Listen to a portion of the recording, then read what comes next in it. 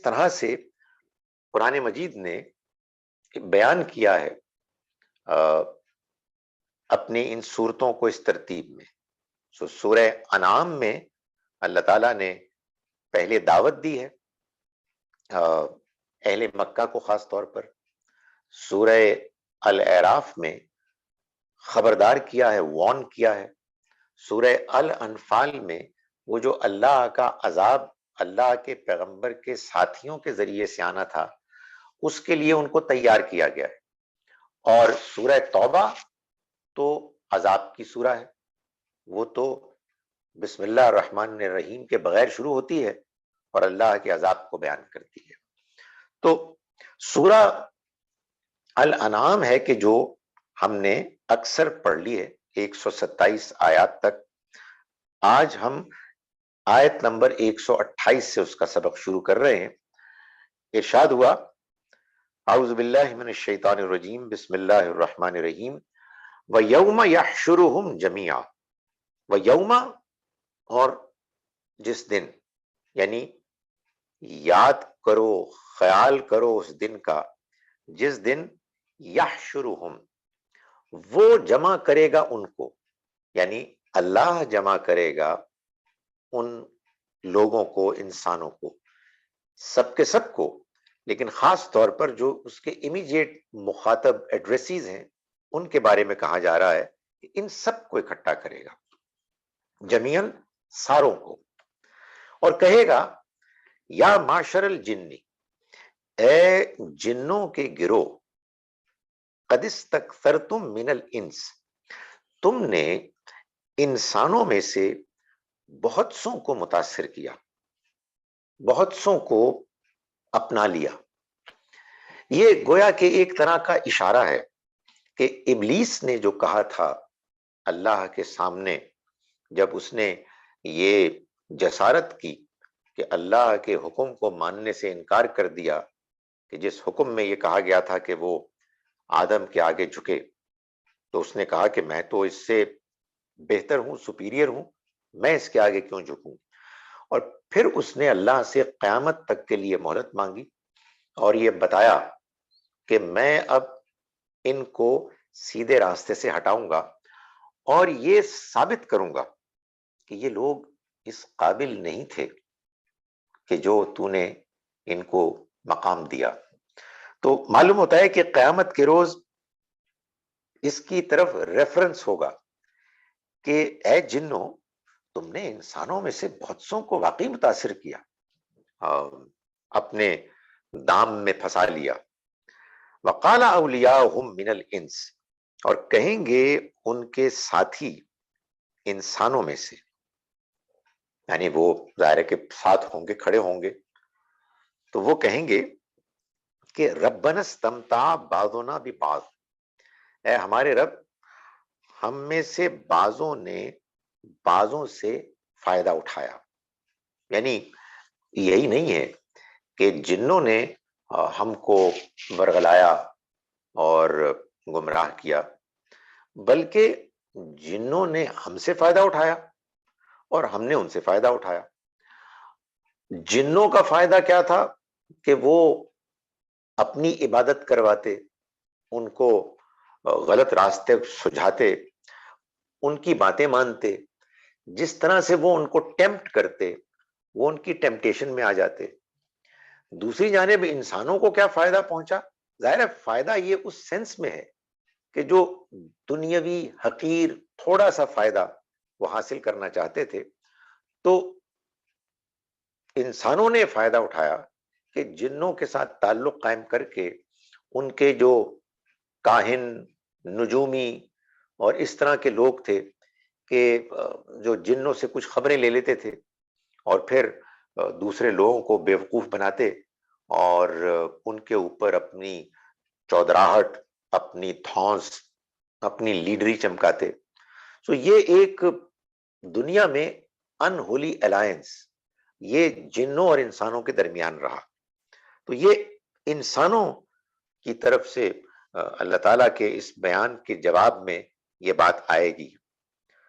فرمایا کہ وَبَلَغْنَا أَجَلَنَا الَّذِي أَجَلْتَ لَنَا اور ہم پہنچ گئے اپنی اس مدت تک کے لیے الذی اجلت لنا، کہ جو تو نے ہمارے لیے مقرر کی تھی، یعنی یہ قیامت کا دن، قیامت تک جو دنیا کی زندگی تھی اس میں جن انسانوں کو سے فائدہ اٹھاتے تھے، گمراہ کرتے تھے، اور انسان جنوں کو گمراہ کرتے تھے، یعنی اس لحاظ سے کہ ان سے وہ خبریں لیتے، ان کی غلط باتوں کو وہ قبول کرتے، اور ان کے تکبر میں اضافہ ہوتا، اور ادھر یہ اپنے کاہن، پیر اور یہ لوگ یہ ان خبروں سے فائدہ اٹھاتے۔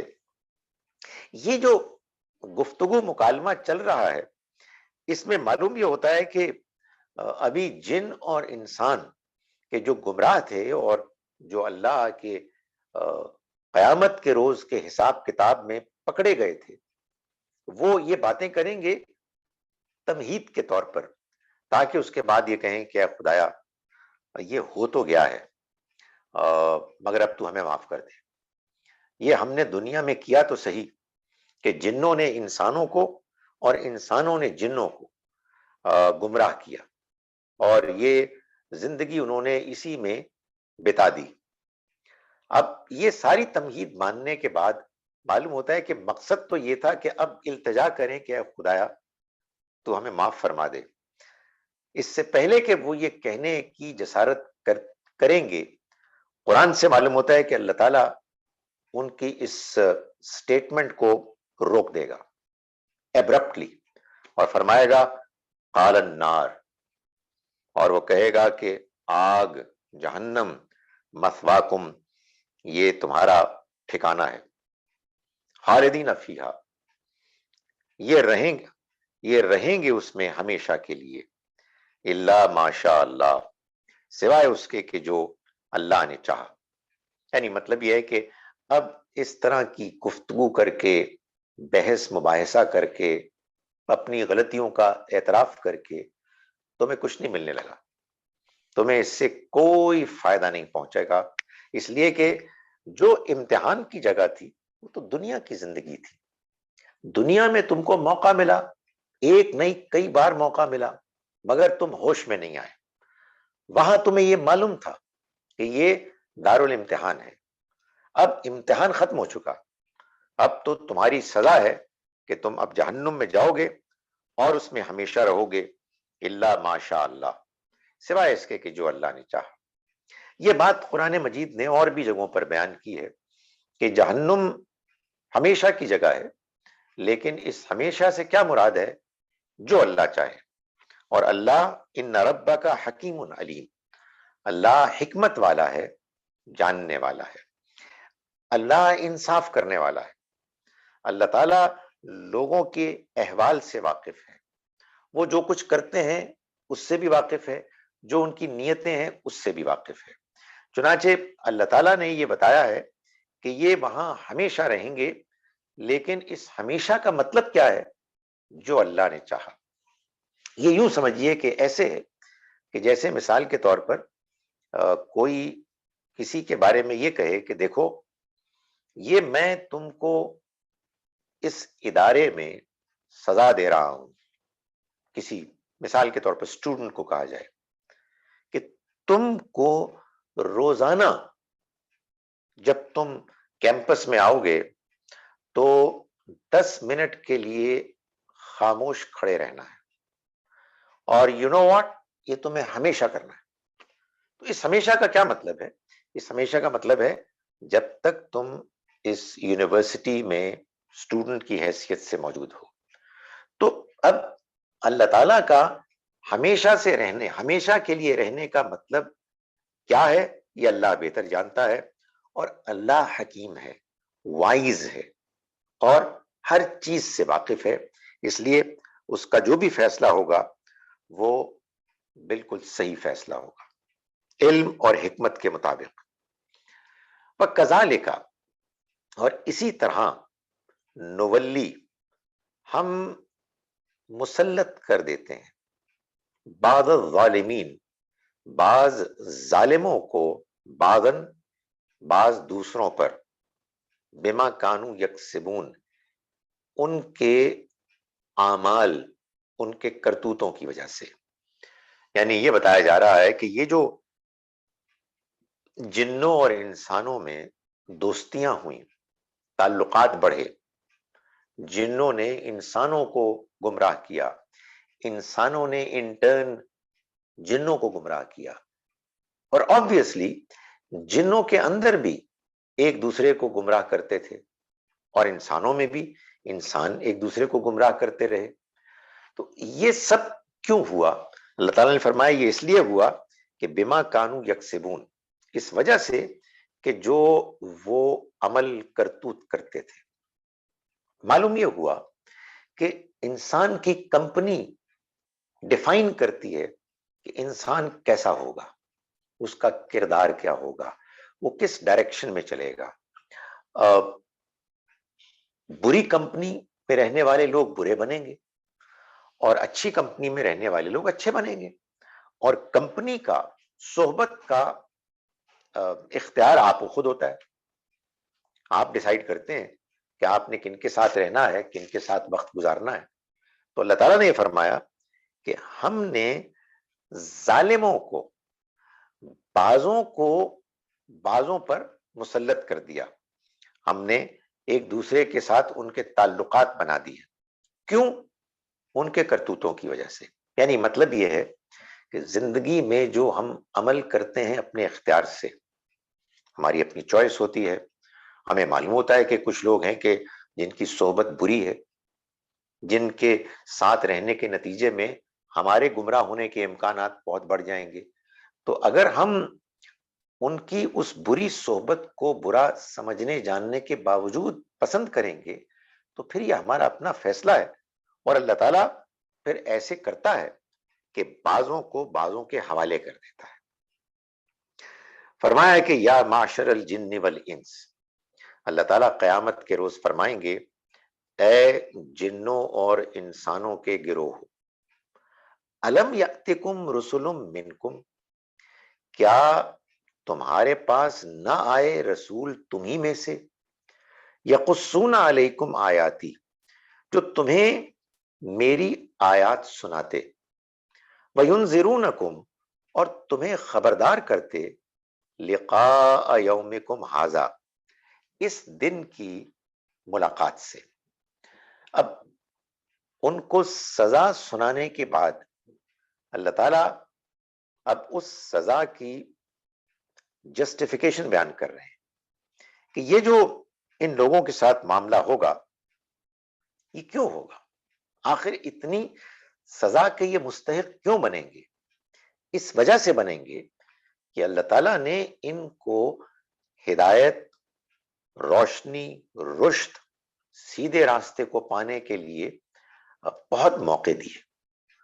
خود ان کے اندر سے اللہ نے انہی کی قوم میں سے رسول اٹھائے جو ان کی زبان بولتے، جن کو دیکھ کر وہ جان لیتے کہ یہ تو ہمارے اپنے اندر کے ہیں، ہماری قوم کے فرد ہیں، ہم ان کے اعلیٰ کردار، اعلیٰ اخلاق سے اچھی طرح واقف ہیں، یہ سچے ہیں، یہ امانت دار ہیں.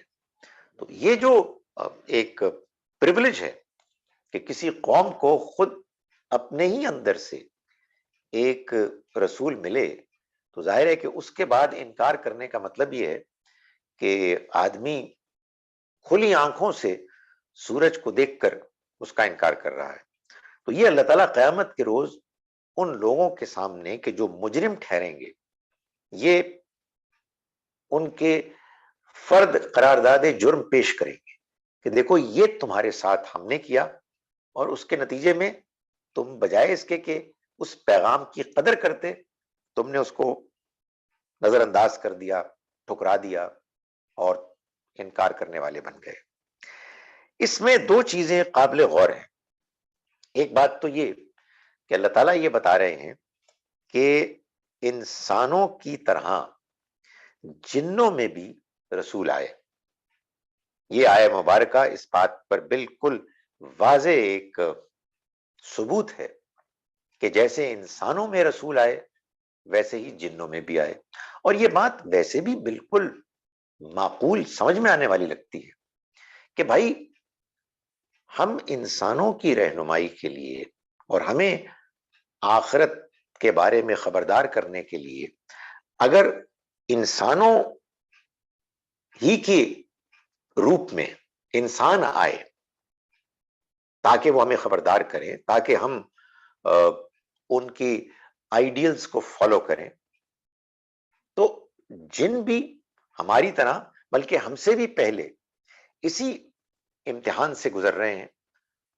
یعنی ہم سے پہلے وہ دنیا میں موجود تھے اور ان کے لیے بھی قیامت آئے گی. سورہ رحمان میں جو بار بار یہ آیت آتی ہے فَبِأَيِّ آلَاءِ رَبِّكُمَا تُكَذِّبَانِ، اس میں دونوں انسان اور جن تکذبان، تم دونوں کن کن کرشموں کو، اللہ تعالیٰ کی مہربانیوں کو تم جھٹلاؤ گے. تو یہ دونوں کے بارے میں تو ظاہر ہے کہ جب جنوں کا بھی امتحان ہو رہا ہے ان کو بھی ہدایت کی ضرورت ہے. تو جیسے انسانوں کے پاس انسان رسول آئے ویسے ہی جنوں کے پاس جن رسول آئے. جن تو انسانوں کے رسولوں سے واقف ہیں مگر ہم انسان ان کے رسولوں سے واقف نہیں. دوسری بات یہاں یہ بیان فرمائی کہ جو رسول آئے انہوں نے تم پر ہماری آیات یقصونا، یہ قصے سے ہے. اللہ تعالیٰ نے یہ جو بات بیان کرنا چاہی کہ وہ تمہیں میری آیات سناتے تھے، تو بجائے اس کے کہ کوئی اور ورب فعل استعمال ہوتا، یقصون استعمال ہوا، اس لیے کہ آخرت کے خبردار کرنے کے لیے جو آیات آئیں ان میں بہت بڑا حصہ ان آیات پر مشتمل تھا کہ جو پچھلے پیغمبروں کے واقعات قصے بیان کرتی، اور ان سے یہ وارن خبردار کیا جاتا کہ جیسے پچھلی قومیں تباہ ہوئیں ویسے ہی تم لوگوں کے ساتھ بھی معاملہ ہونے والا ہے اگر تم نے انہی کی طرح کا رویہ ایٹیچیوڈ اختیار کیا. فرمایا کہ قالو شہدنا، وہ جواب میں کہیں گے کہ ہم گواہی دیتے ہیں، ہم اس بات کو مانتے ہیں کہ ایسا ہی ہوا، ہمارے پاس ہمارے ہی اندر سے رسول آئے. شہدنا علی انفسنا، ہم خود اپنے خلاف گواہی دیتے ہیں. وغرتہم الحیات الدنیا، اور ان کو دنیا کی زندگی نے دھوکے میں رکھا. دنیا کی زندگی ایک ایلوژن ہے، اس میں جو کچھ بھی موجود ہے اگر ہم اس کے بارے میں اس حقیقت کو نہ جانیں اور ہر وقت یاد نہ رکھیں کہ یہ ٹیمپرری ہے، یہ امتحان ہے، یہ کوئی بری جگہ نہیں ہے، لیکن یہ بری جگہ بن جاتی ہے اگر آپ اس کے بارے میں غلط ایٹیچیوڈ اختیار کریں، اگر آپ اس کو غلط جگہ پر پلیس کریں. یعنی یہ دنیا کی زندگی کون نہیں جانتا عارضی ہے، ہر انسان کو مرنا ہے. ہم نے تو اس کووڈ کے زمانے میں بہت زیادہ لوگوں کو دنیا سے رخصت ہوتے ہوئے دیکھا. تو دنیا کی زندگی کو اپنا اصل ٹارگٹ نصب العین اگر کسی نے بنایا تو یہ دھوکا ہے، اس لیے کہ یہ تو ختم ہو رہی ہے.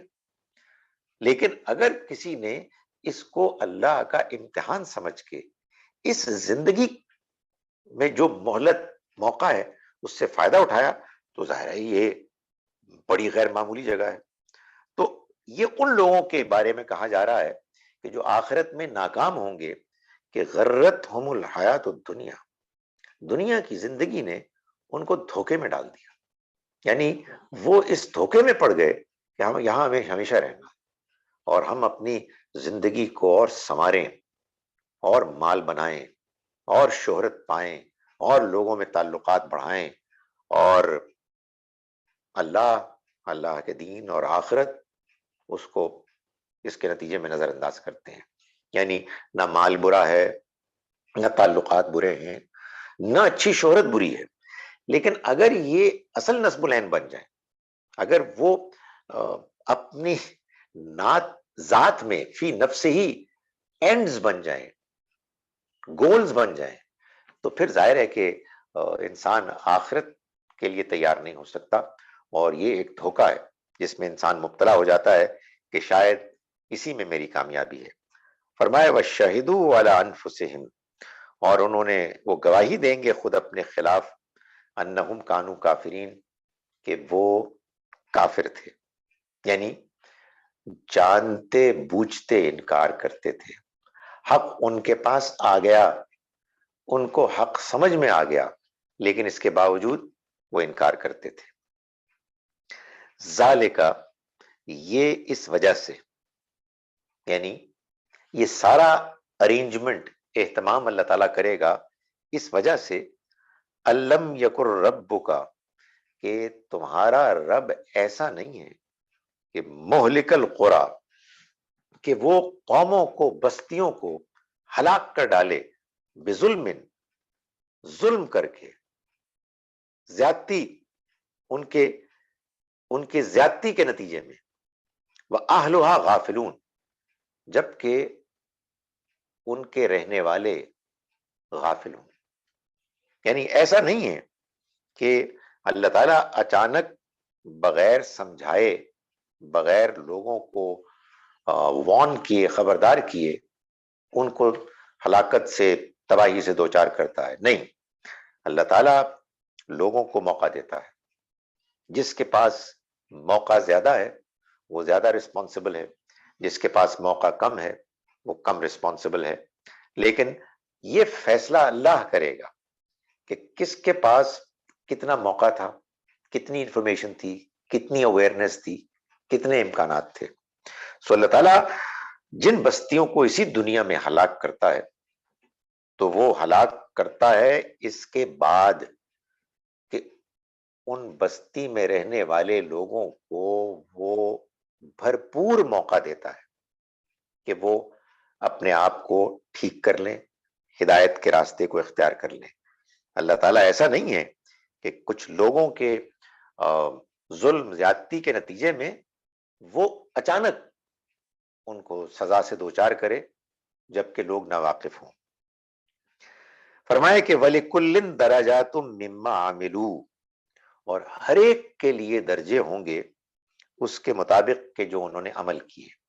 یعنی دنیا میں تو یہ ہوگا کہ رسولوں کے ساتھی سرخرو ہوں گے، کامیاب ہو جائیں گے، اور ان کے مخالفین، انکار کرنے والے، وہ اسی دنیا میں سزا سے دوچار ہوں گے۔ مگر آخرت میں لوگوں کا معاملہ کیا ہوگا؟ ہر ایک کے عمل کے مطابق، کیونکہ ظاہر ہے کہ اللہ تعالیٰ نے اس بات کو انشور کرنا ہے کہ لوگوں کو اگر انعام ملے تو میرٹ کی بنیاد پر ملے، اور اگر سزا ملے تو میرٹ کی بنیاد پر ملے۔ اس وجہ سے وَلِكُلٍّ درجات، ہر ایک کے لیے درجات ہوں گے، مما عملو، اس کے مطابق جو انہوں نے عمل کیا۔ وما ربک، اور تمہارا رب نہیں ہے بغافل، غافل، عما یعملون، اس بات سے کہ جو وہ عمل کرتے ہیں۔ یعنی وہ ہر ایک کو دیکھ رہا ہے، ہر ایک کے عمل سے واقف ہے، اس کو نوٹ کیا جا رہا ہے، اور صرف عمل ہی نہیں بلکہ نیتیں بھی اور حالات، سرکمسٹانسز بھی، اس کے مطابق طے ہو جائے گا کہ کس کا کتنا لیول ہے، اور اس لیول کے مطابق اس کو اگر انعام ملنا ہوگا تو انعام ملے گا بالکل مطابق، بفٹنگ، کمنشریٹ، اور اگر سزا ملنی ہوگی تو وہ بھی بالکل اس کے مطابق۔ وَرَبُّكَ الْغَنِيُّ ذُو الرَّحْمَةِ، اور تمہارا رب بے نیاز ہے، ذو الرحمہ، رحم کرنے والا ہے۔ یعنی بے نیاز ہے سے تو یہ خیال ہوتا ہے کہ اسے کوئی کسی کی پرواہ نہیں ہے، نہیں، بے نیازی سے مراد ہے کہ اسے اس سے فرق نہیں پڑتا کہ اگر اس نے انسانوں کو اختیار دیا ہے اور وہ سارے کے سارے اس اختیار کو غلط استعمال کریں تو اللہ تعالیٰ بے نیاز ہے۔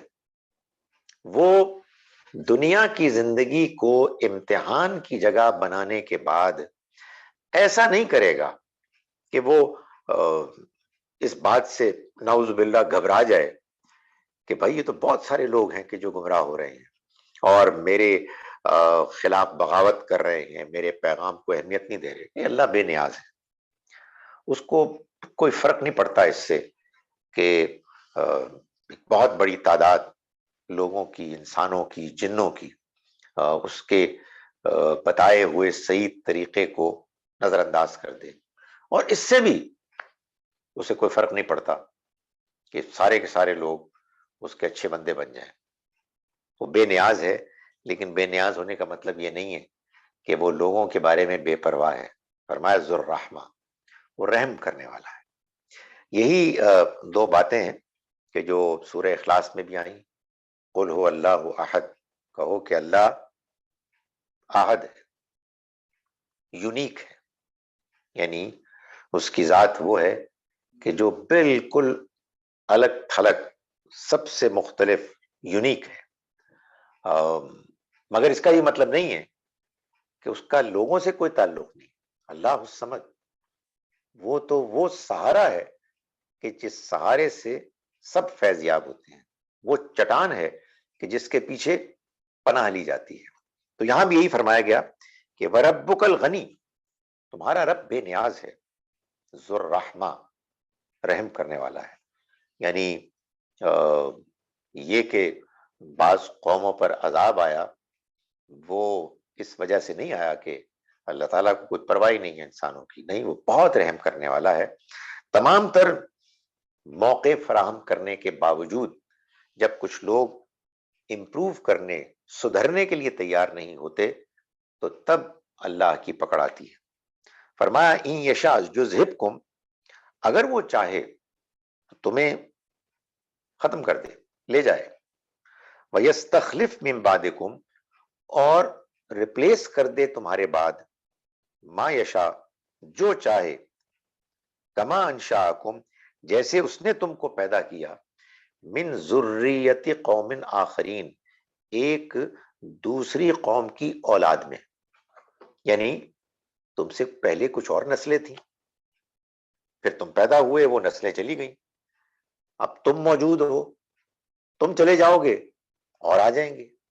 تمہیں وہ فنا بھی کر سکتا ہے بحیثیت قوم، اور تمہاری جگہ کسی اور کو لا سکتا ہے. اس میں ایک عربی کا ایک خاص پہلو ہے کہ جو قابل غور ہے. عام طور پر اگر یہ بات کہی جائے کہ وہ تمہیں بدل دے گا، تمہاری جگہ لے آئے گا تمہارے بعد جن کو چاہے گا، جن کو چاہے گا کے لیے لفظ ہونا چاہیے تھا من یشاء. یہاں من یشاء نہیں ہے، بلکہ ما یشاء ہے. ماں جو ہے یہ آپ کہیے جو غیر عاقل ہوتے ہیں ان کے لیے آتا ہے. تو یہاں یہ بتانا مقصود ہے کہ تم لوگوں کی کوئی حیثیت نہیں ہے. یعنی خدا کی نگاہ میں ایسا نہیں ہے کہ تم بڑے اہم ہو، تم اس کے چہیتے ہو. وہ مجبور ہے کہ تمہیں اس دنیا میں رکھے، اور اگر تم چلے گئے تو وہ بے بس ہو جائے گا. نہیں، ایسا نہیں ہے. کوئی ایسی حیثیت نہیں تمہاری. وہ جو چاہے بنائے، جس کو چاہے بنائے. تم کو پہلے بنایا، بعد میں کسی اور کو بنا لے گا. ایک موقع پر مسیح علیہ السلام نے بنی اسرائیل کو یہ کہا. مسیح علیہ السلام تو تشریف ہی بنی اسرائیل کے لیے تھے، تشریف لائے تھے یہودیوں کے لیے. اور آپ کو معلوم ہے بنی اسرائیل اپنے آپ کو بڑی چیز سمجھتے تھے. ان کا خیال یہ تھا کہ وہ چونکہ چوزن پیپل ہے، اللہ کے چنے ہوئے بندے ہیں، اس لیے ان کی حیثیت تو غیر معمولی ہے. اگر وہ ختم ہو گئے تو پھر اللہ تعالیٰ کہاں سے کوئی اور قوم لائے گا کہ جو ان کی طرح چنے ہوئے ہوں گے، پسندیدہ ہوں گے. تو مسیح علیہ السلام نے فرمایا کہ تم اس غلط فہمی میں نہ رہو. میرا رب چاہے تو ریگستان سے، ان کے ذروں سے اولاد ابراہیم پیدا کر دے. تو اس کو اس طرح کی چیزوں کی کوئی پرواہ نہیں ہے، اور وہ بے نیاز ہے. اور ہر چیز پر قدرت رکھتا ہے. انما توعدون لآت، یہ جان لو کہ جو کچھ تم سے وعدہ کیا جا رہا ہے وہ آ کے رہے گا. وما انتم بمعجزین، اور تم عاجز نہیں کر سکو گے، یعنی اللہ تعالیٰ کے قابو سے تم باہر نہیں ہو سکتے. جو تم سے وعدہ کیا جا رہا ہے وہ وعدہ ایسا ہے کہ وہ پورا ہو کے رہے گا، اور پھر جب وقت آ جائے گا تو تم بھاگ نہیں سکو گے. ایسا نہیں ہو سکے گا کہ تم اللہ تعالیٰ کو اس کے پلان سے ہٹا سکو، اس کو اس کے ڈیزائن کو اپسیٹ کر سکو. نہیں، تم اس کو عاجز نہیں کر سکتے. فرمایا کہ قل یا قوم، کہہ دیجئے کہ اے میری قوم کے لوگوں، اعملوا علی مکانتکم، عمل کرو اپنی جگہ پر، انی عامل، میں بھی عمل کر رہا ہوں اپنی جگہ پر. یعنی تم بھی اپنے طریقے پر چلو، میں بھی اپنے طریقے پر چلتا ہوں. میں نے تمہیں بات سمجھانے کی بھرپور کوشش کر لی، مگر تم نے بات سمجھنے کے لیے آمادگی ہی ظاہر نہیں کی، تمہارے اندر اس کے لیے کوئی انکلینیشن، کوئی رجحان ہی نہیں ہوا. تو پھر کرتے رہو اپنے طریقے کو اختیار، میں بھی اپنے طریقے کو اختیار کیے ہوئے ہوں. فسوف تعلمون، تو ان قریب تم جان لو گے. یعنی اگر تم اتنے کانفیڈنٹ ہو، بعض اوقات کیا ہوتا ہے کہ کچھ لوگ، انسان ایک فرد بھی اور گروپ بھی، اتنے ڈھیٹ ہو جاتے ہیں، اتنے انسینسٹیو ہو جاتے ہیں کہ ان کو یہ نظر آ رہا ہوتا ہے کہ ہمارا انجام از رائٹنگ آن دا وال، لیکن انسان کے اندر ایک ضد ہوتی ہے، اور اس کو شیطان جن ورغلاتے بھی ہیں کہ نہ، آپ اعتماد کے ساتھ اپنے موقف پر ڈٹے رہیں، کچھ نہیں ہونے والا. تو پھر ایسے موقع پر جو اللہ کے رسول اور انہی کے پیٹرن پر دعوت دینے والے لوگ ہیں، وہ پھر یہ کہتے ہیں جی کہ اب اگر ایسا ہے تو پھر ایسے ہی، انی عامل، اعملوا علی مکانتکم، تم اپنے ڈگر پہ چلو، اپنے راستے کو اختیار کرو، میں اپنے راستے کو اختیار کیے ہوں. یہ بالکل وہی بات ہے کہ جو قرآن مجید میں کہی گئی، لکم دینکم ولی دین، تمہارے لیے پھر تمہارا دین، میرے لیے میرا دین. لوگ سمجھتے ہیں کہ یہ قرآن مجید نے بات کہی ہے کہ ہم ایک دوسرے کے ساتھ مل جل کر رہیں سازگاری کے ساتھ. بھائی تم اپنے دین پر عمل کرو، تم ہندو ہو، کرسچن ہو، جیو ہو، ہم مسلم ہیں، ہم اپنے دین پر عمل کرتے ہیں. نہیں، بات یہ ہے کہ یہ جو میں نے ابھی بات کہی ہے، اس کو طے کرنے کے لیے کچھ اور اصول ہیں. آیت یہ کہہ رہی ہے کہ تم نے سچائی کو اتنے قریب سے دیکھ لینے کے باوجود ماننے کی طرف تم سرے سے مائل ہی نہیں ہو رہے، تم ضد میں آ گئے ہو، تم تکبر میں پھنس گئے ہو، تم ٹس سے مس نہیں ہو رہے.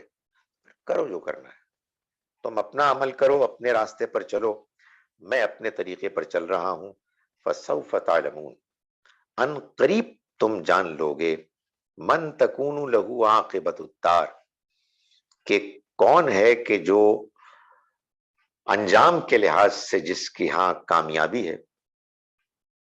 انہ لا یفلح الظالمون، اور یہ جان لو کہ ظالم کسی صورت بھی کامیاب نہیں ہو سکتے.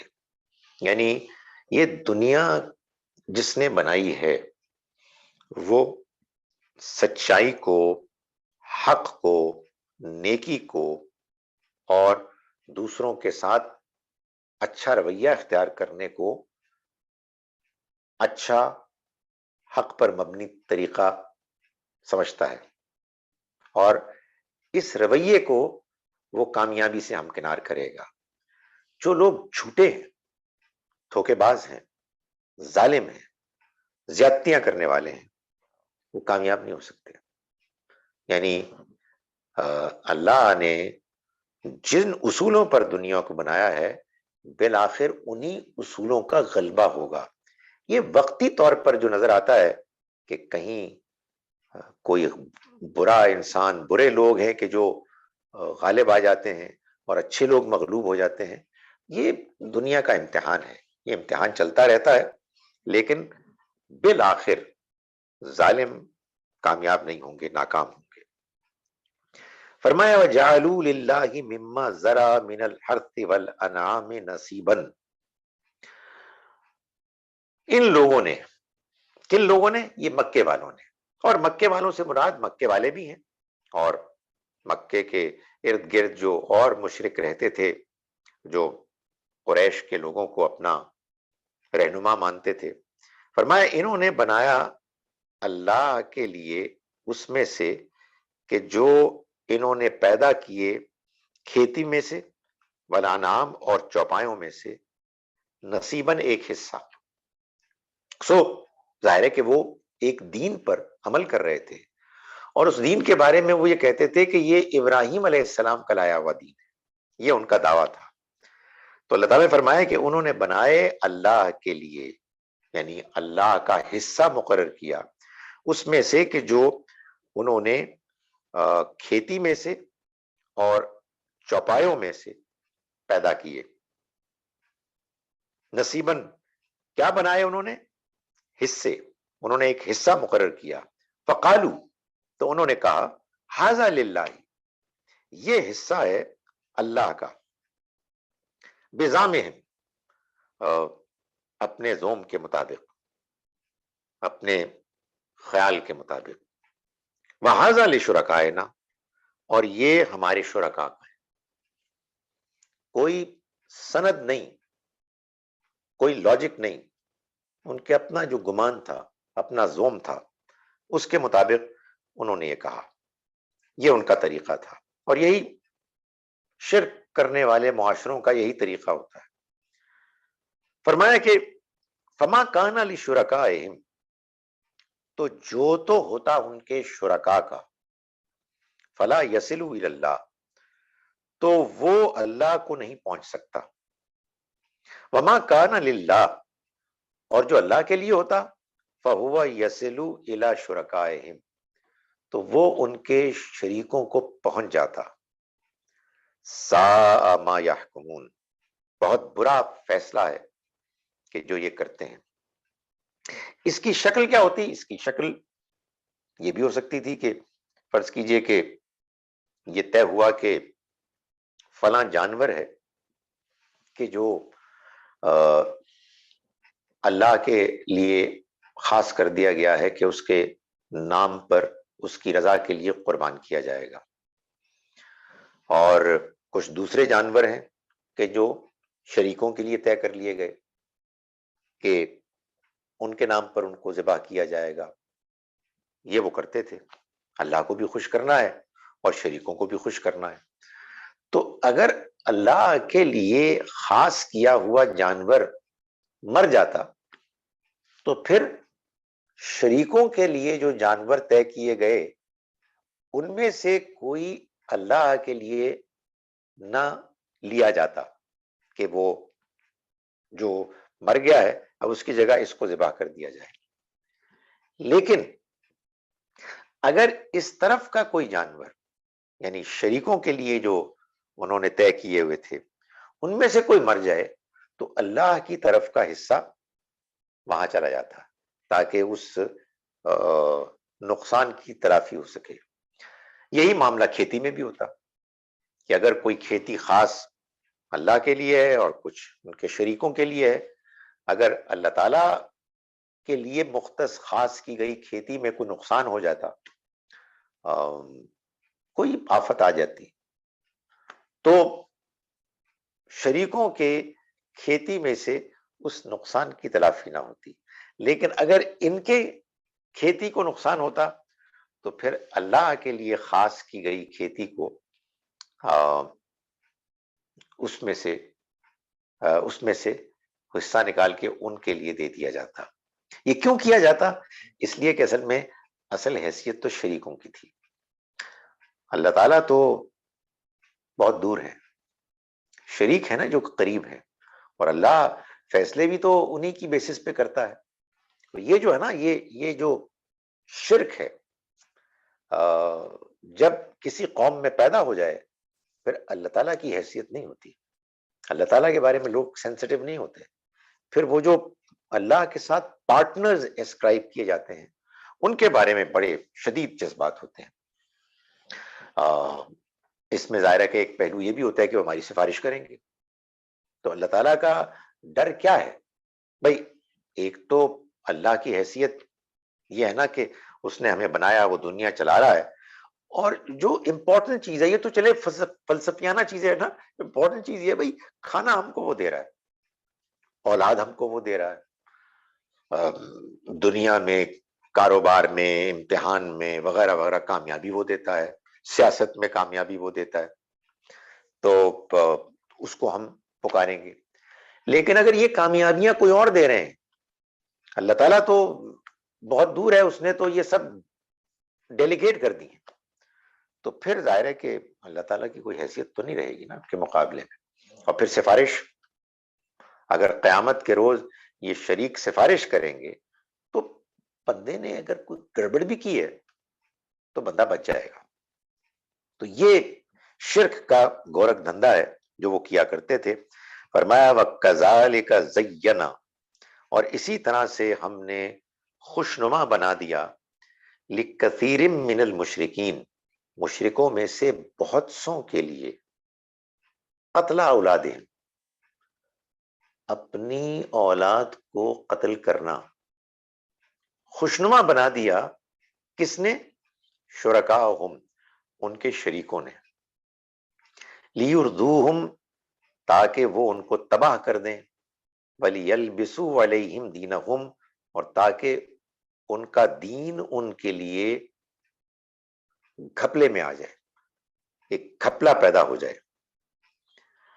فرمایا کہ یہ جو بات بیان کی گئی ہے ظاہر ہے کہ ناقابل تصور ہے، لیکن جب انسان کا دماغ خراب ہوتا ہے تو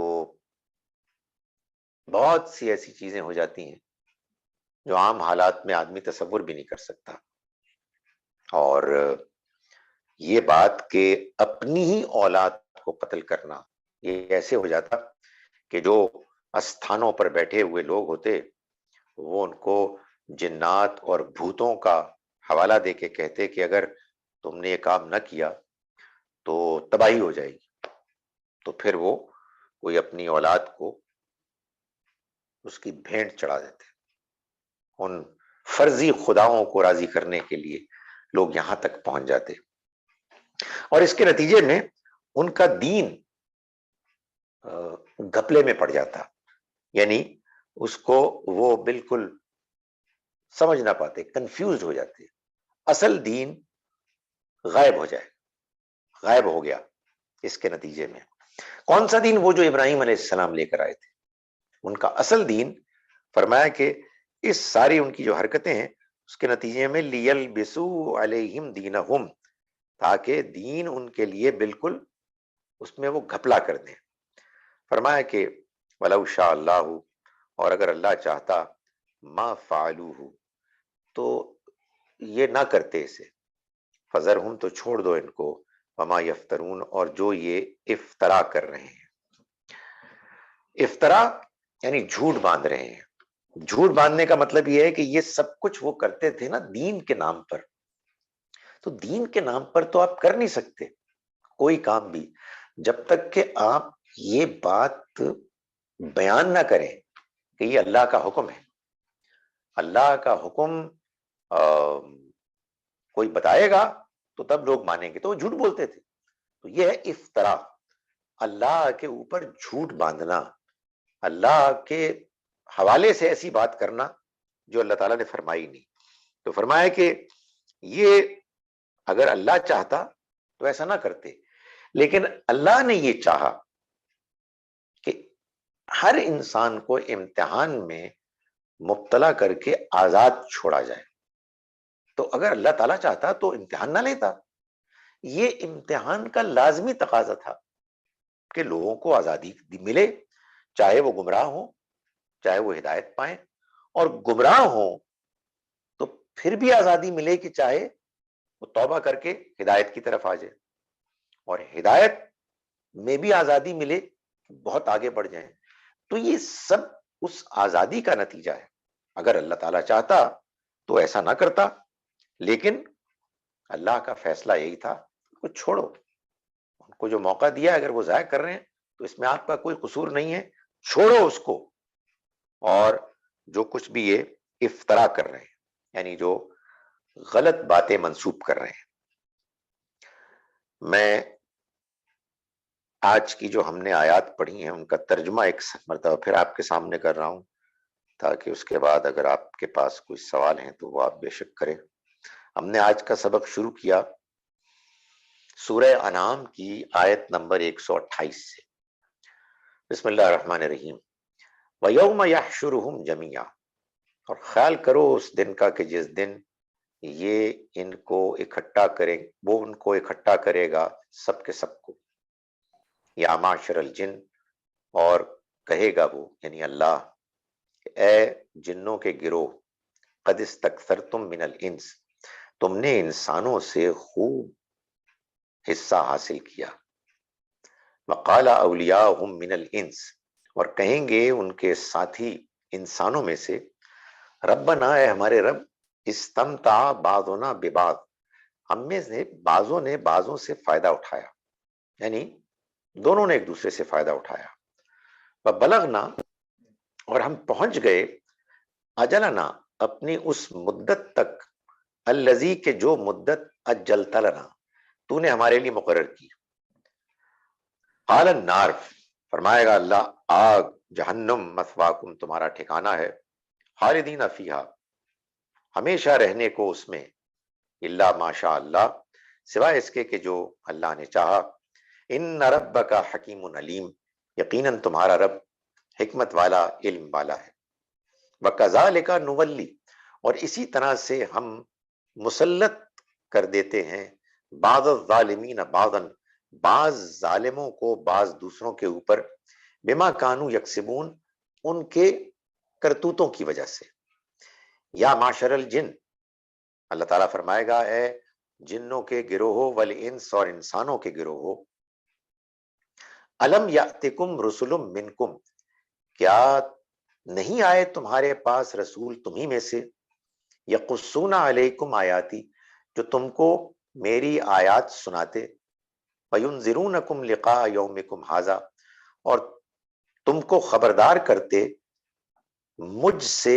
اس دن کی ملاقات کے بارے میں، لقاء یومکم، تمہاری اس ملاقات کے بارے میں، آج کے دن کی ملاقات کے بارے میں، قالو، وہ کہیں گے، شہدنا، ہم گواہی دیتے ہیں، علی انفسنا، خود اپنے ہی اوپر، وغرتہم الحیات الدنیا، اور ان کو دنیا کی زندگی نے دھوکے میں رکھا، وشہدوا، اور وہ گواہی دیں گے، علی انفسہم، خود اپنے ہی خلاف، انہم کانوا کافرین، کہ وہ کافر تھے، جان بوجھ کر انکار کرنے والے تھے، ذالکا، یہ سب اس لیے ہوگا، الم یکن ربک، کہ تمہارا رب ایسا نہیں ہے، مہلک القری، کہ وہ بستیوں کو، قوموں کو ہلاک کرنے والا ہو، بظلم، ظلم کی وجہ سے، وَأَهْلُهَا غافلون، جبکہ اس کے رہنے والے بے خبر ہوں، غافل ہوں،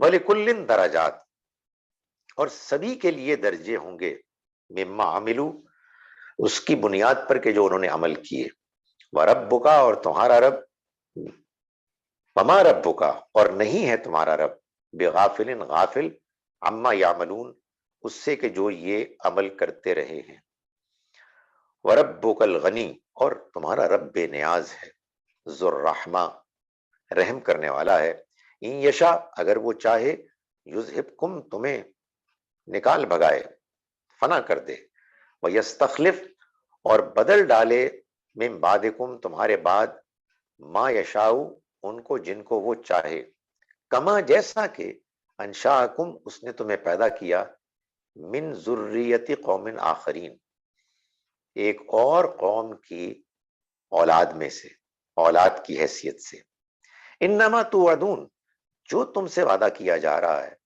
لآت، وہ آ کے رہے گا، وما انتم بمعجزین، اور تم عاجز کرنے والے، قابو سے باہر نکلنے والے نہیں ہو سکتے. قل یا قوم، کہیے کہ اے میری قوم کے لوگوں، اعملو، عمل کرو، علی مکانتکم، اپنی جگہ پر، انی عامل، میں بھی عمل کر رہا ہوں اپنے طریقے پر. فسوف تعلمون، تو ان قریب تم جان لوگے، من تکونو، کہ کون ہے کہ لہو، جس کے لیے ہے، عاقبت الدار، انجام آخرت کی کامیابی، انجام کی کامیابی.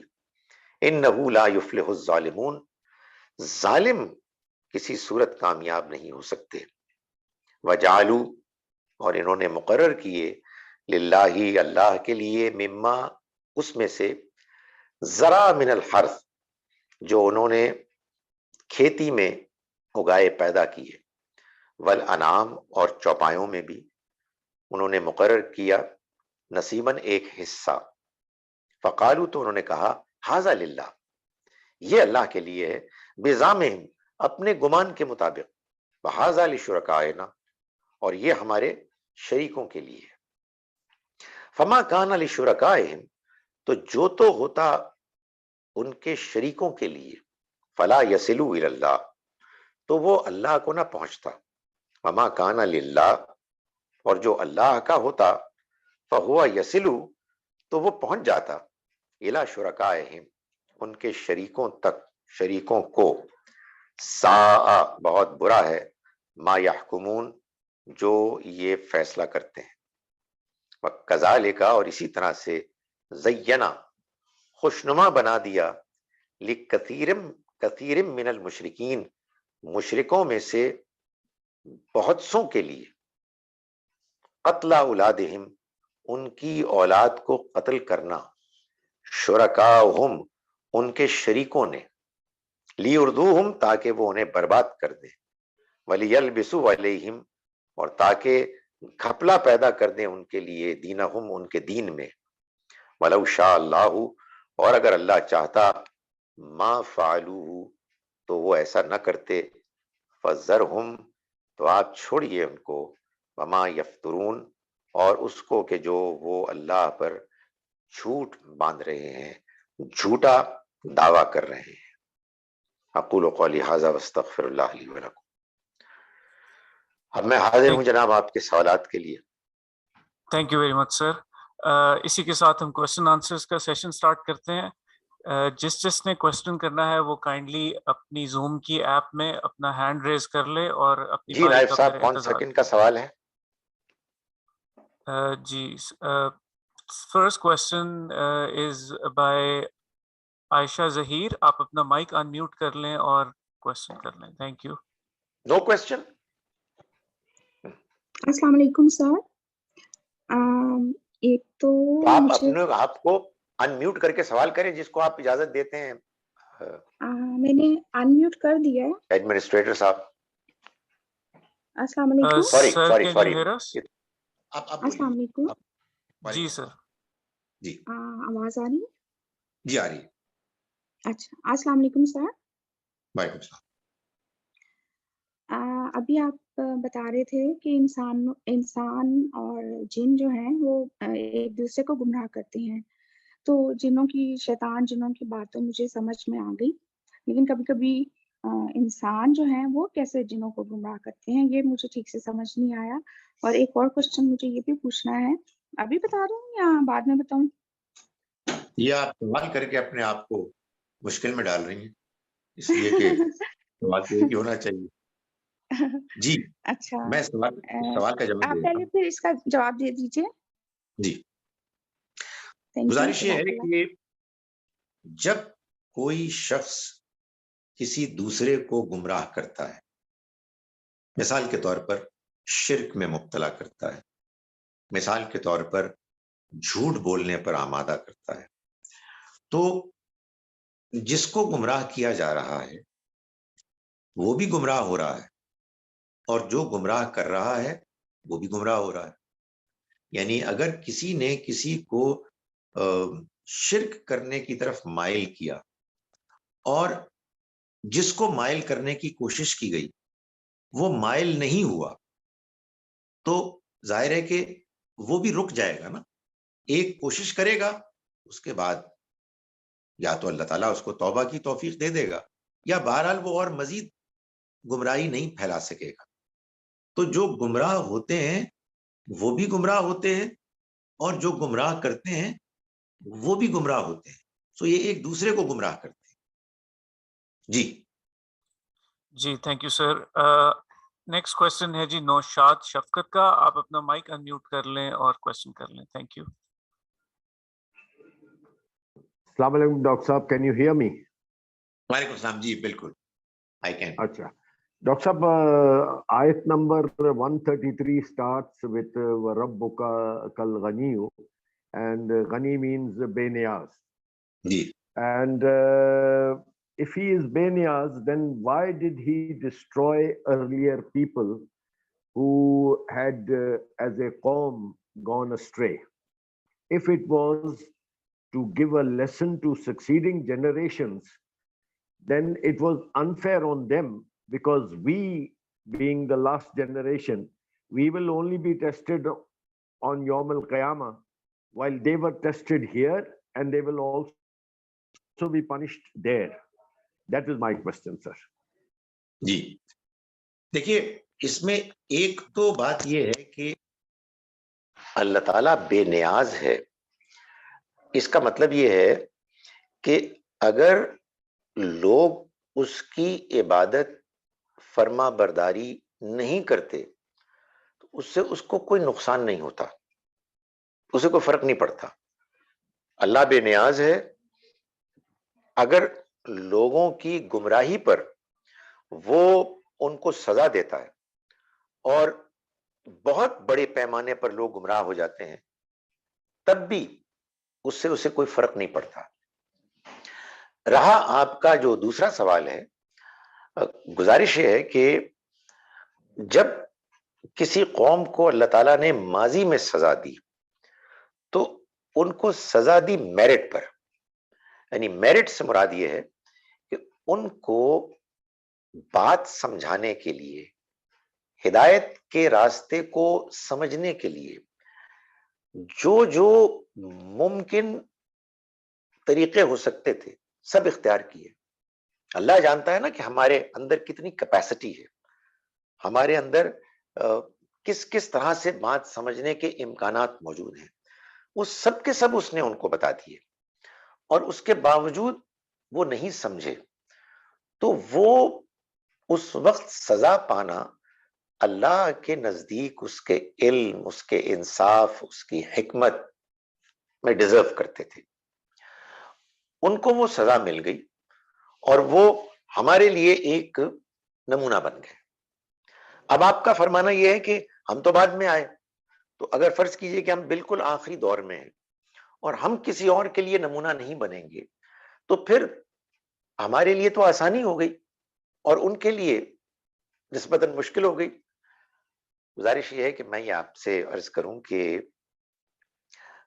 ایک تو یہ بات کہ ہم اگر خدا نہ خواستہ غلط ہوتے ہیں تو ہماری غلطی کی ڈگری کیا ہے یہ اللہ ہی جانتا ہے, اور ان کی کیا ڈگری ہے, ان کا کیا لیول اور ایکسٹینٹ ہے, یہ بھی وہ جانتا ہے.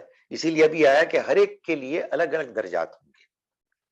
ون, دوسری بات جو ہے وہ یہ نہ بھولیں کہ قیامت بہت لمبی ہے, بہت بڑی ہے, اور سزا دیتے ہوئے اور انعام دیتے ہوئے اللہ تعالیٰ یہ جو ٹائمنگز کے فرق آیا نا یہ سب ٹھیک کر دے گا.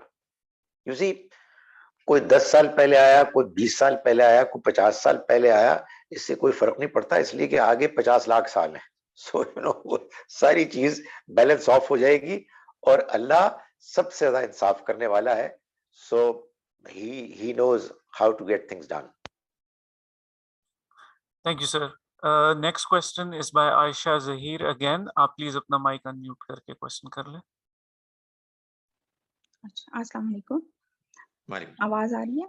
اچھا جی جی, یہ ایک تو میرا جو ابھی کوشچن پوچھا ہے اس سے ملتا جلتا ہی تھا. مجھے بے نیاز اللہ تعالیٰ کی جو ہے ایک اس کی مجھے کبھی ٹھیک سے سمجھ نہیں آ سکی. مجھے ایسا معلوم ہوتا ہے جیسے کہ یہ اللہ کی بے نیازی جو ہے یہ اس دنیا ہی کے لیے ہے, آخرت میں آئی گیس کہ نہیں ہوگی. اور دوسری بات جو ہے جیسے ہم نے شروع کی آیات میں پڑھا کہ جن لوگوں نے اللہ سے ملاقات سے انکار کیا, حالانکہ ان کے پاس رسول بتانے کے لیے آئے تھے, تو ان کی جو پنشمنٹ ہوگی وہ اور طرح کی ہوگی. اب ہمارے پاس تو جیسے رسالت کا سلسلہ ختم ہو گیا, تو یہ پھر ہم کس کیٹیگری میں آتے ہیں؟ مجھے تھوڑا سا یہ پتہ نہیں میں ٹھیک سے ایکسپلین کر پائی ہوں کوشچن یا نہیں. دیکھیں, جو پہلی بات آپ نے کی وہ کوشچن تو نہیں تھا, لیکن اللہ تعالیٰ آخرت میں بے نیاز نہیں ہوگا, دنیا میں بے نیاز ہے. اوکے, اللہ تعالیٰ کسی نقصان یا کسی فائدے کے احساس سے متاثر نہیں ہوتا. یعنی مجھے اور آپ کو کوئی نقصان ہوتا ہے تو ہم پریشان ہوتے ہیں. مجھے اور آپ کو جب کوئی خوشخبری ملتی ہے, کوئی کامیابی ہوتی ہے تو ہم خوش ہوتے ہیں, ہم مطمئن ہوتے ہیں. تو اللہ تعالیٰ اس طرح کی چیزوں سے بے نیاز ہے, آزاد ہے. ایک تو یہ چیز ہے. دوسری بات یہ ہے کہ یہ جو آپ نے سوال کیا نا کہ ان کے پاس تو رسول آئے اور ان کو دنیا میں بھی سزا ہو گئی اور آخرت میں بھی سزا ہوگی, اور لائک وائز جن کو انعام ملے گا ان کو دنیا میں بھی انعام ملا اور آخرت میں ملے گا. تو ہمارا کیا معاملہ ہوگا؟ دیکھیں, اس کا ایک جواب میرے پاس نہیں ہے اور ایک جواب میرے پاس ہے. جو ہے میں آپ کو بتا دیتا ہوں. میرے پاس جو جواب ہے وہ یہ ہے کہ اللہ تعالیٰ ہر انسان کے بارے میں اچھی طرح سے جانتے ہیں کہ اس کی کیا کیپیسٹی ہے. کیپیسٹی کا مطلب یہ ہے کہ اس کی پرسنالٹی میں کتنا امکان موجود ہے اچھائی اور برائی کا. ایک, اور دوسرا اس کے حالات کیا تھے, اس کے سرکمسٹینسز کیا تھے. تو اللہ تعالیٰ ہر انسان کے بارے میں یہ طے کرتا ہے, کرے گا کہ فلاں کی کتنی کیپیسٹی تھی دنیا میں, اور گیون دیٹ کیپیسٹی اس کی پرفارمنس کیسی رہی, کتنے لیول کی رہی, اس کے مطابق وہ فیصلہ کرے گا. ہر انسان کا الگ الگ. اسی لیے دیکھیں وہ جو آج آیت آئی ہے نا, وَلِكُلٍّ دَرَجَاتٍ مِّمَّا عَمِلُوا, ہر ایک کے لیے درجے ہوں گے اس کے مطابق کہ جو انہوں نے عمل کیا. تو یہ پہلو ہے. اور اس میں ایک چیز اور ایڈ کر دوں کہ اس کے نتیجے میں یہ بھی معلوم ہوتا ہے قرآن مجید سے کہ پہلے لوگ رسولوں کے زمانے کے اور آج کے دور کے, ان میں بہت سے ایسے ہوں گے کہ جو آج کے والے ان سے آگے نکل جائیں گے. مگر میں پازیٹیو بات کر رہا ہوں انعام یافتہ لوگوں کی. قرآن سے معلوم ہوتا ہے کہ پچھلے لوگوں میں زیادہ ہوں گے کہ جو آگے بڑھنے والے ہوں گے. سورہ واقعہ میں بتایا گیا ہے السابقون الاولون, جو سبقت لینے والے ہیں, السابقون السابقون, وہ وہاں بھی سبقت لیں گے, آگے بڑھیں گے. اور یہ بتایا گیا کہ وہ پچھلے یعنی پہلے والے لوگوں میں زیادہ ہوں گے, بعد والوں میں کم ہوں گے, لیکن بعد والوں میں ہوں گے. اور یہ جو بتایا کہ اس کے علاوہ جو عام مسلمان ہیں ان کے بارے میں یہ بتایا کہ پچھلوں میں بھی ہوں گے اور اگلوں میں بھی ہوں گے. یہ ڈیپینڈ کرتا ہے کہ کس کے پاس کتنے موقع آئے اور اس نے ان موقعوں کو کتنا اویل کیا. تو یہ تو میرے پاس جواب ہے. جو میرے پاس جواب نہیں ہے وہ یہ کہ ایگزیکٹلی کس قوم کے اور کن لوگوں کے ساتھ کیا ہوگا, یہ ہم نہیں جانتے, یہ ہم جان بھی نہیں سکتے. اس کا فیصلہ تو قیامت کے روز ہوگا. مگر ہر ایک کو اللہ تعالیٰ جو مہلت دیتا ہے اس کے مطابق اس کی ایک منیمم لیول آف ایکسپیکٹیشن ہوتی ہے, اسی کے مطابق جج کیا جائے گا. اس سے کم ہوگی سزا ملے گی, اس سے زیادہ جتنی زیادہ ہوگی اتنا انعام ملے گا. Right, sir. Thank you. Sir, ये नौशाद शफकत का एक और क्वेश्चन है. Please unmute yourself.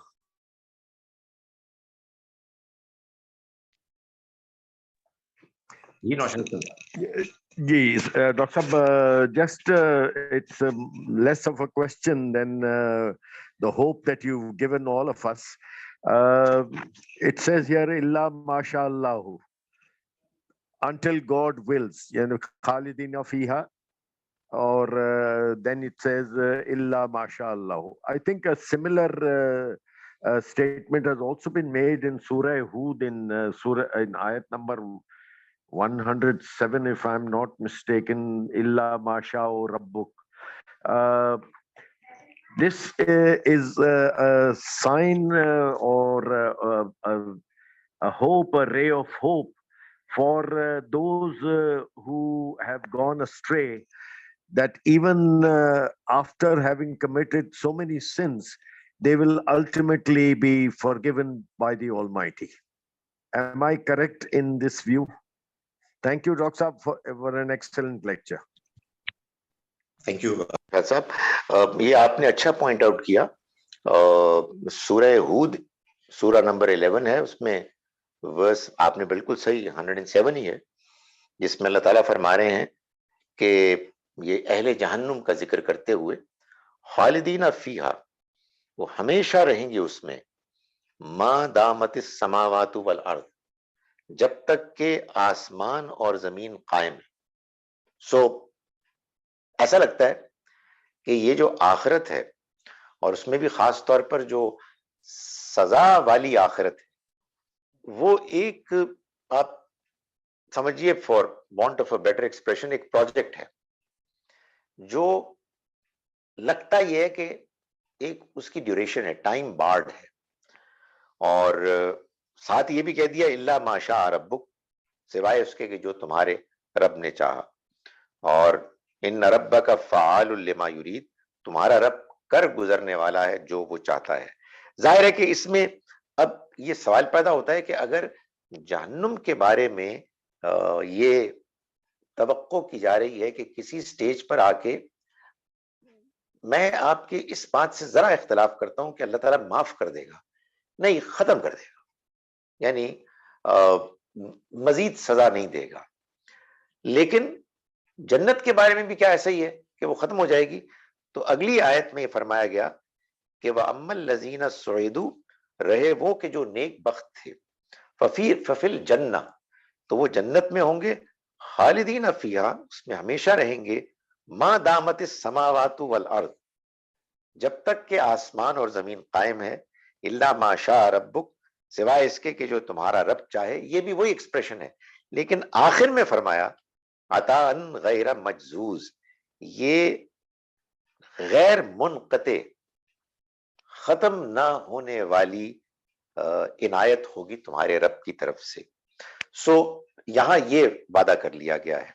और सच्ची बात यह है कि ये एक डिफिकल्टी, मैं ये भी शायद बताया, मुझे याद है कि while talking to some Christians, ये किसी ने कहा, बड़े सीरियस क्रिश्चियन, यानी जो खामखा बहस नहीं करते, उसमें से किसी ने मुझे ये कहा कि one of the problems that I have with your messages के इसमें जो the mention of hell and its eternity is something that I can't absorb.